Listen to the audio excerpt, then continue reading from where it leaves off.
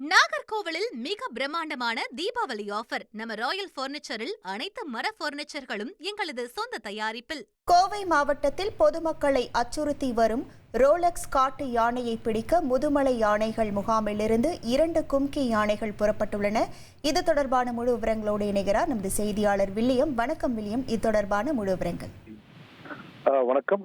கோவை மாவட்டம் தொண்டாமுத்தூர் பகுதியில் ரோலக்ஸ் என்ற காட்டு யானை கடந்த சில நாட்களாக பொதுமக்களையும் அச்சுறுத்தி வரும் நிலையில் தொடர்ந்து விளைநிலங்களையும் எதிர்படுத்தி வருகிறது. இந்த யானையை பிடிக்க கோரி பொதுமக்கள் கோரிக்கை விடுத்ததை அடுத்து வனத்துறையினர் கடந்த சில நாட்களாக இந்த யானையை பிடிக்க தீவிர முயற்சியில் ஈடுபட்டு வருகின்றனர்.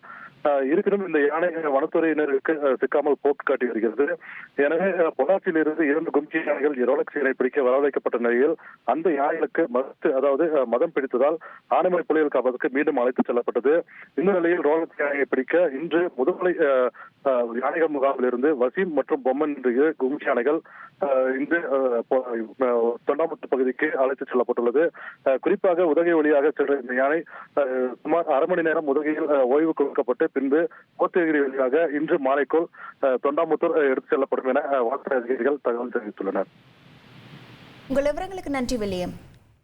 நாகர்கோவிலில் மிக பிரம்மாண்டமான தீபாவளி ஆஃபர். நம்ம ராயல் பர்னிச்சரில் அனைத்து மர பர்னிச்சர்களும் எங்களது சொந்த தயாரிப்பில்.